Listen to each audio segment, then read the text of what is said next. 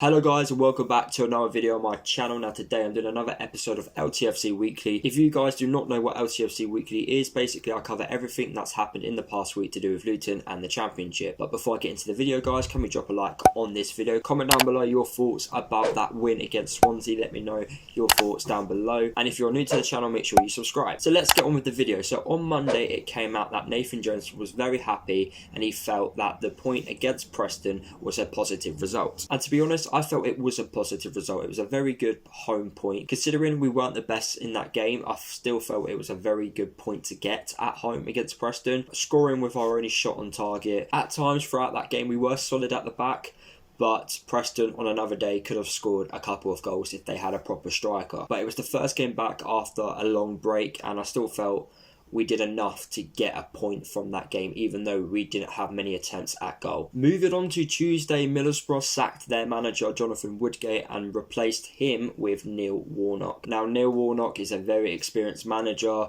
He knows the Championship very well, has managed over 1,000 games in his career.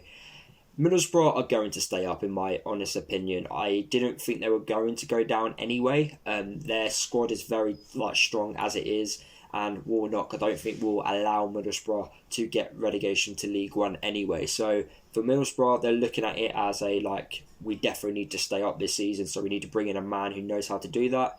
However, I never thought Middlesbrough were going to go down. They've got some top quality players in that squad. It's just finding that right system for those top quality players. But at the moment, if you look at the teams down in the bottom six, it's between Luton, Barnsley. Middlesbrough are down there, but I can see them climbing out of it all. Charlton, Hull. Even though I say Charlton have obviously getting points, which is crazy. They've started really well, but can they keep their key players fit throughout the remaining games left? That's going to be the important question. Stoke are obviously down there, but I don't think they'll go down.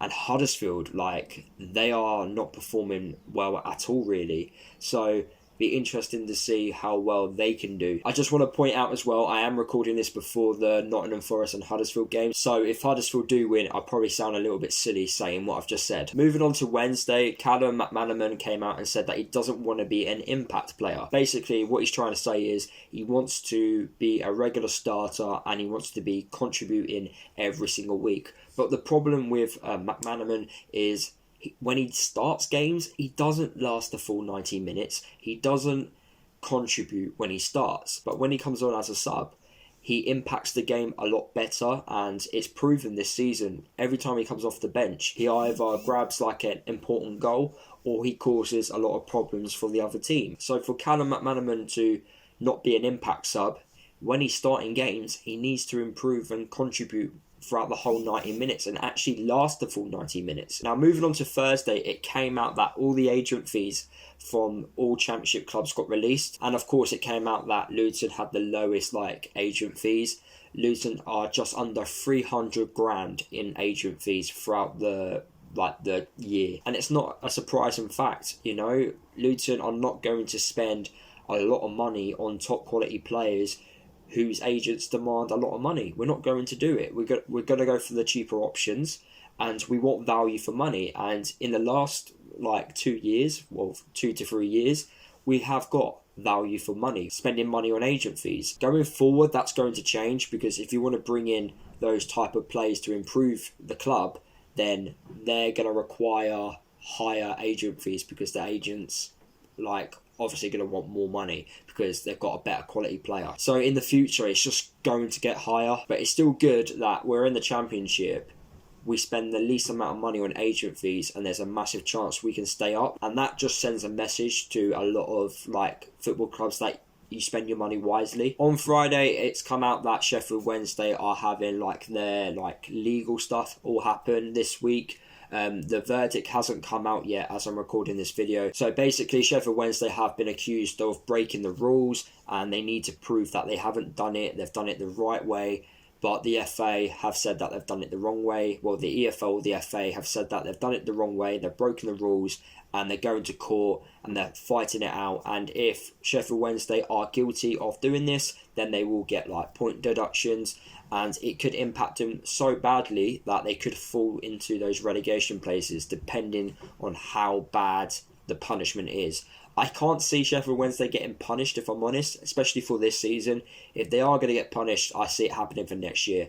I just don't trust the FA or the EFL to do the right thing. From past experiences and like similar like situations, the FA and the EFL don't act well enough. So for me, I can't see anything happening. But obviously, if it does happen, then there's a massive chance that Luton can stay up this season if they get a heavy point deduction. And finally, moving on to Saturday, Luton got a fantastic 1-0 away win against Swansea. A very good performance. James Collins with the goal.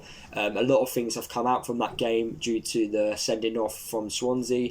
Their player trying to punch James Collins, and then Glenn Ray jumping about in the background of all the like handbags which were going on, which was quite funny to see. Glenn Ray was probably like winding him up like while he was jumping, saying that you're not going to do anything and making him more angry, which was quite funny. So it's good to see that we've got those types of characters in the dressing room. I remember Sonny Bradley doing something similar like against Bradford, you know, making out that he was hurt and he wasn't, which was quite funny. So it's really nice to see that we've got those types of characters in the dressing room, those characters who fight for each other, win together, that type of thing. And then finally, a player who has not played much football recently for Luton, Elliot Lee, did an interview and he said a few things about previous manager Graham Jones.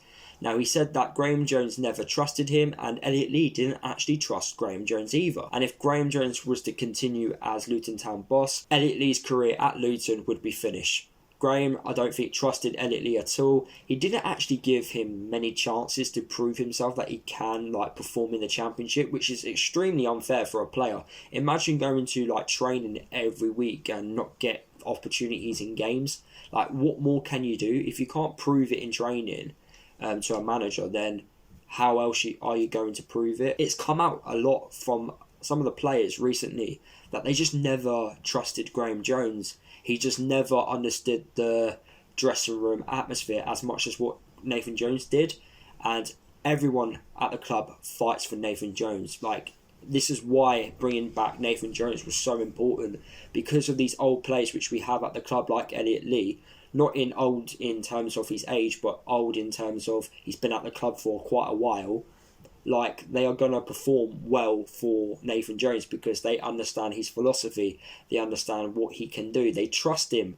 And it's really surprising to see how bad the dressing room was under Graham Jones. Like, when he did press conferences, it came out that Graham Jones, the players were trusting him. They were working hard for him.